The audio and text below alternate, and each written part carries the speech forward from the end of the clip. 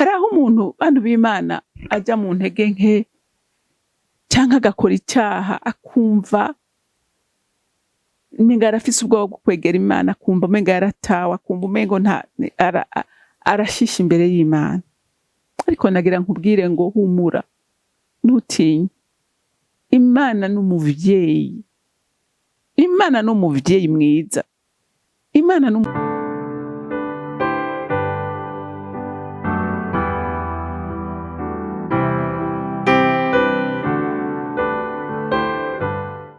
dufite Imana ihora iturengera mu gihe cyangirane, itubera igisubizo. Dufite Imana ihora iturengera mu gihe cyangirane, itubera igisubizo. Bakunzi bahora Kanani TV, dufise Imana ihora iturengera mu gihe twihevye, mu gihe twihebuye, ikatubera inyishu. Imana Data rugira byose uri mu ijuru, Mana y'imbabazi n'imbaraga, rukundo rwacu, mahoro yacu, we wadukunze tutabereye, utugirira neza turi babi, twarabo gupfa, twarabo kurimbuka, twarabo gucirwa kwiteka, ariko duha umwana wa Yesu Kristo ngo adupfire ku musaraba kugira ngo umwizera wese ntapfe rubi, aragubugingo budashira. Turaguhimbaza, turagutazira, turakuninaza, tugushize hejuru, uri umwizigirwa, uri umuvyeyi mwiza. Oh haleluya, atugwanira intambara z'uburyo bwose. Kandi mukunzi mwiza, oh haleluya, warirahiye kutazokwigera udutetereza na rimwe. Umutima wanje uranezerewe kandi urakwizeye, ushimagizwe kandi wubahwe muri byose na hose, mu izina rya Kristo Yesu nsenze nizeye kuvyumvise. Amen, amen. Rero ijambo Imana impaye kuganira namwe, ijambo rivuga ngo ntutinye ibyo uri kuracamwo, kuko dufise Imana ihindura ibihe. Komeza wizere. Haleluya, dufise Imana ihindura ibihe. Ngo dufite Imana ihora iturengera mu gihe cyangirane, itubera igisubizo. Haleluya, ngo iyo twihebye, iyo twihebuye, iraseruka ikaduhumuriza, ikavuga ngo komera mwana wanjye, ndi kumwe nawe, ntutinye. Amen. Reka dusome Zaburi igice cya 30, duhere ku murongo wa mbere dushikane ku murongo wa 5. Uhoraho ndaguhimbaza kuko wankuye hasi, ntukunde ko abansi banje banyigamba. Uhoraho Mana yanje, naragutakambiye urankiza. Uhoraho waduganye ubugingo bwanje ubukura ikuzimu, wankijije urupfu ngo simanuke ngo nje muri rwagobo. Muririmbire Uhoraho ishimwe, yemwe bakunzi biwe, mushime izina ryiwe ryera, kuko ishavu ryiwe ari iry'akanya isase, ariko ubuntu bwiwe bwamaho igihe cyose umuntu akiriho. Ukurira korarira umuntu mu ijoro, ariko mu gitondo impundu zikavuga. Haleluya, haleluya. Murumvise iri jambo, ni jambo n'ukuri gihumure, ni jambo rikomeye, ni jambo ritwereka ubukuru bw'Imana, ritwereka urukundo rw'Imana, ritwereka imbabazi zitangaje Imana yacu dufitiye. Haleluya.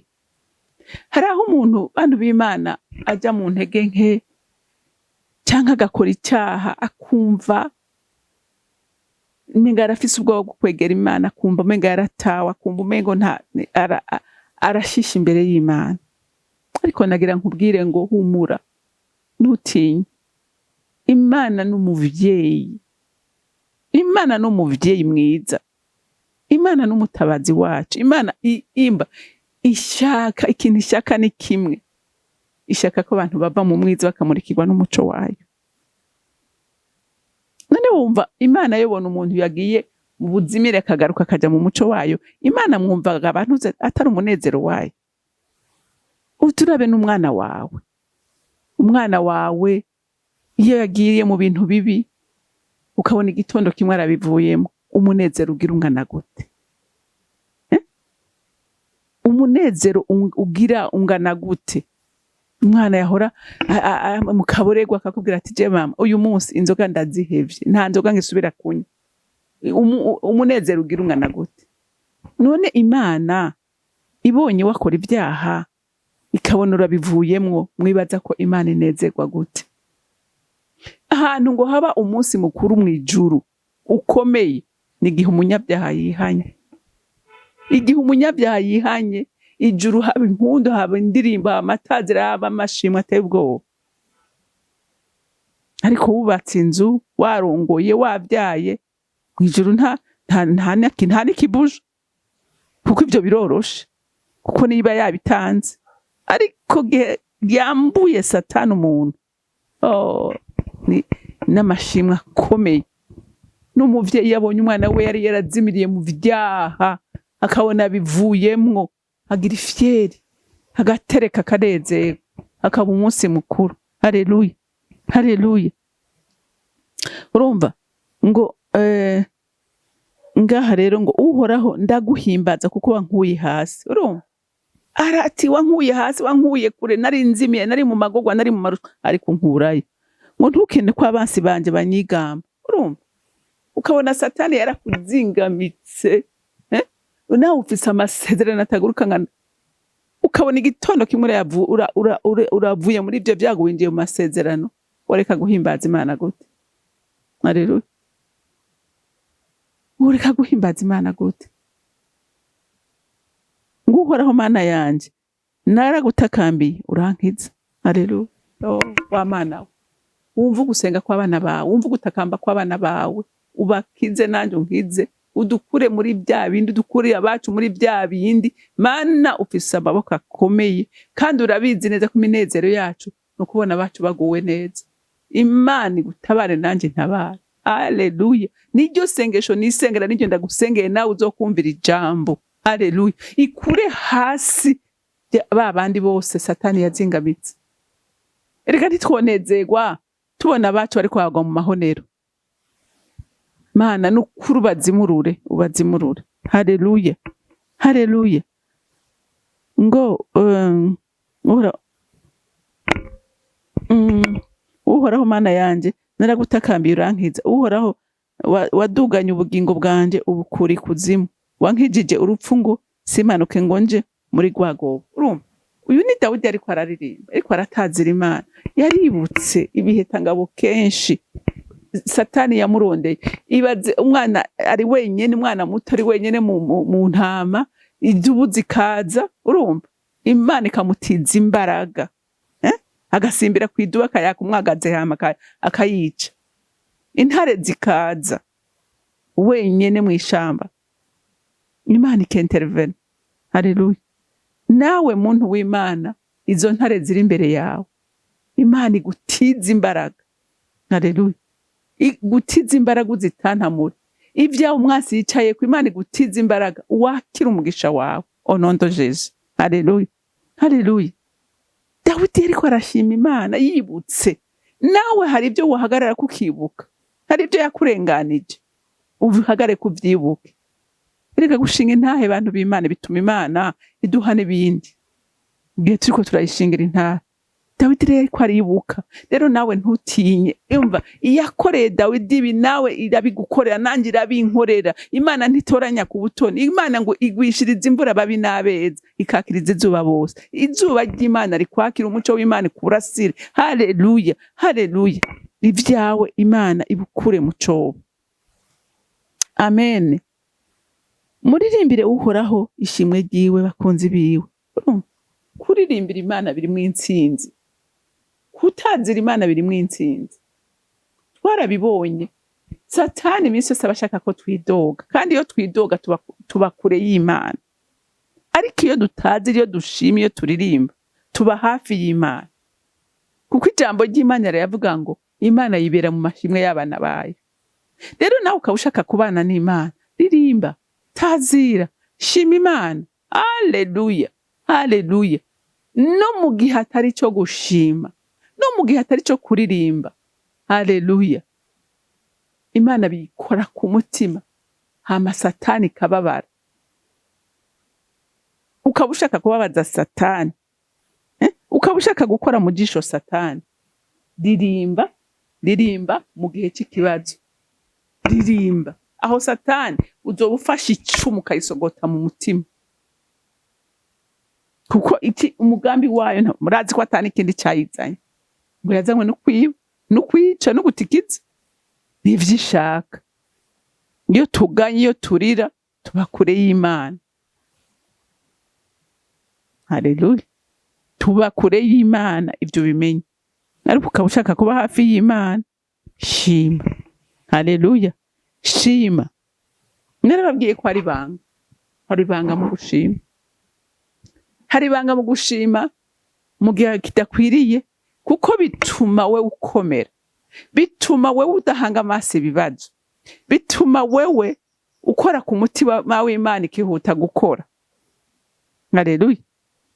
Iyo uriko urashima bituma Imana yihuta gukora. Kuko umwasi nawe agahunga. Umwasi akababara. Haleluya. Murumva ko gushima ari inyungu zawe nanje. Ngo kuko ishavu ryiwe ari iry'akanya isasa, iryo twabivuze.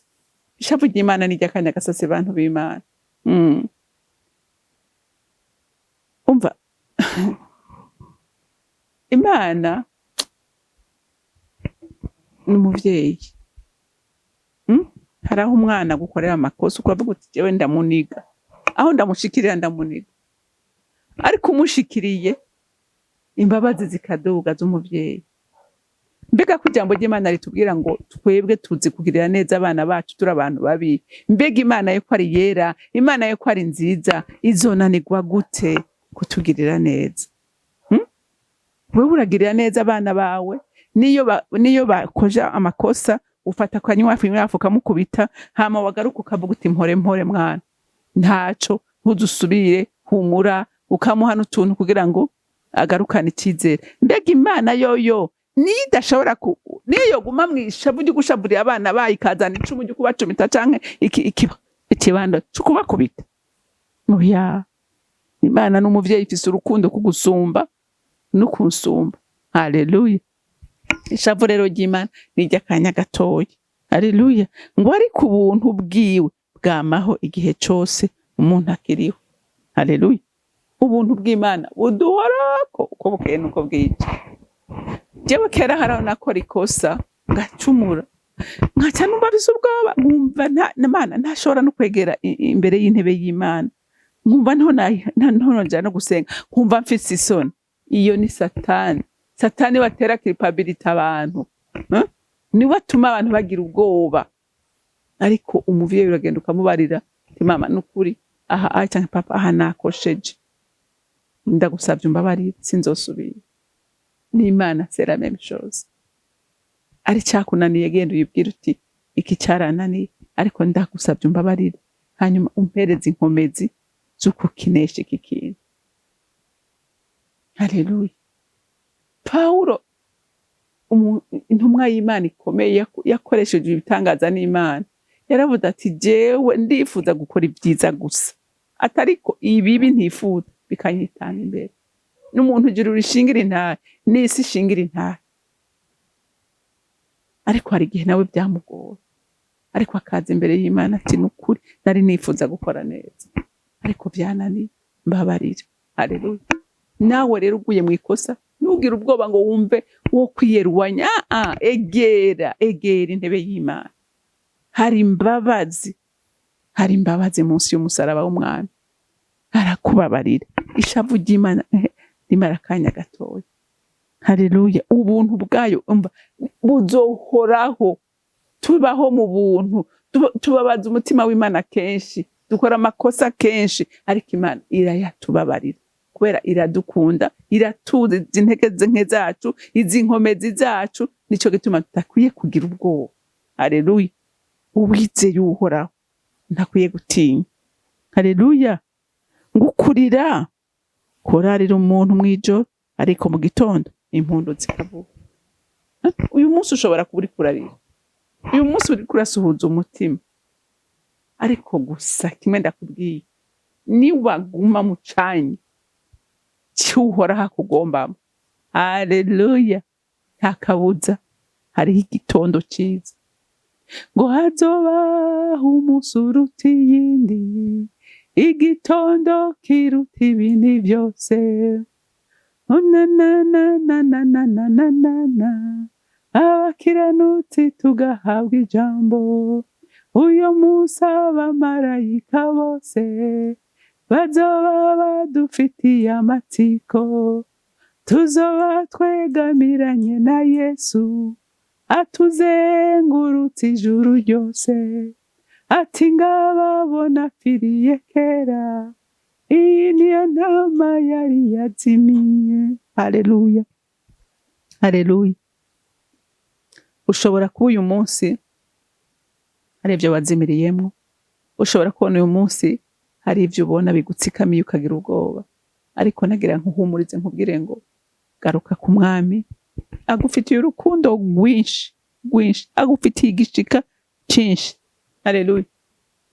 Izo ntambara uri kuracamwo ziraguteye ubwoba, ushobora kutabona inzira nanto wocamo, ariko niwagumye uhanze amaso uyu mwami azogucira akajyango kugusohokanamo, nawe utangara uvuge ngo mbega uyu muryango wugurutse gute, uyu muryango wugurutse gute, kuko ngo Imana ifise inzira ibihumbi n'ibihumbagiza. Hari niyo woshobora kuba uhanze amaso uti byokunda ko Imana yoca muri aka kajyango, ukanagasengera uti Imana akora ku mutima wa naka, Imana agira gutya na gutya, ariko ukabona iciye ahandi hantu utanazi, utarunazi. Hari umuntu yigeze gushinga intahe ngo bari bashonje pe, ngo abwira umugore watumva nkubwire ati ntuhirahire ngo ujye no kuri butike gusaba ideni, ati ko sinkeneye gusaba ideni, Imana nkorera, Imana nizeye narayibwiye ko inkuye mu kazi ntazoyikoza isoni nayo itazomara amazi, ati ntugende, ngo barugara. Hanyuma ngo haza umuntu yakora kuri Polo do Bujumbura, ngo yarigeze ngo kugira ngo yigeze gufasha umuntu w'umutanzaniya, hanyuma agarutse amuzanira amakado ye ngo y'umuceri, agafuka k'umuceri, amuzanira amavuta, amuzanira isukari, amuzanira ibifungurwa. Hanyuma ngo uyo mugabo yumva ijwi rimubwira yuko ibyo byose atana kimwe kivuyemo, abishira uyo mukozi w'Imana. Uwo mukozi w'Imana kumbe we yari yiteze ati jewe Imana irashobora guca ndaza kiyumvira abandi bantu, ariko izana umuntu ataniyumvira, ngo araza kumurondera muhiri wiwe, asanga hari ubugaye. Ati kwa hantu ubugaye barihe, ati ntiturababona, ati niyo yaza mumumbwirire ngo naka akora kuri Polo ariko aramurondera aze kumuraba. Agiye acamuhereza bya bintu byose, ngo mubarira ngo baje gusangira, ati ntitwoja gusangira ndahaze brema, ati reka nta, kuko ngo yiyumvira ingene aza gufungura, umugore wiwe aheruka kuvyara atagira icyo afungura, aravuga ati ntavyo no kubahuka. Acamuhereza inoti y'ibihumbi 10, atakira basi ze gusangira agafanta na madamu. Kumbe naho Imana imutegetse kumuha amakara, ngo acaraza ashika aragura amakara, acagira kabuyi, ngo harimo nifagira kabuyi n'ingogana n'ingoga, akoroga agasukara ahereza umuvyeyi. Rero Imana ntibura inzira iza bikoresha. Eliya yaragaburiwe n'igikona, azane kimuzanira inyama n'umutsima atawo byigeze kubaho kw'isi. Rero Imana ntizobura inzira yo kugutabara. Haleluya. Rero uyu munsi wowe uri kurarira, ariko ejo mu gitondo impundu zizovuga. Icyo usabwa ni kimwe, guma uhanze amaso Imana. Imana yo mwijuru ikumpera umugisha. Mana data rugira byose uri mwijuru, twogushimira gutega mwizigirwa, twogishimira gutega rukundo rwacu, kwe utabura inzira ije gukora nta na kimwe kiguhagarika, uri umwizigirwa iminsi yose. Reka imitima y'abera igume kwizigiye, amaso yacu tuyarangamize mwijuru, ko ariho tuziga ubutabazi. Dawudi niwe yavuze ngo ndunamurira amaso yanjye ku misozi, ngo mbega ugutabagwa kwanje kuzova hehe, ngo kuzova kuwaremye ijuru n'isi. niho na twebwe tukuziga. Muvyeyi mwiza, turagushimiye kandi turakurinahaje, icubahiro cose kibi cawe, mu izina rya Kristo Yesu senze nizeye ko vyumvise. Amen, amen. Mwarahezagiwe, mugira umunsi mwiza.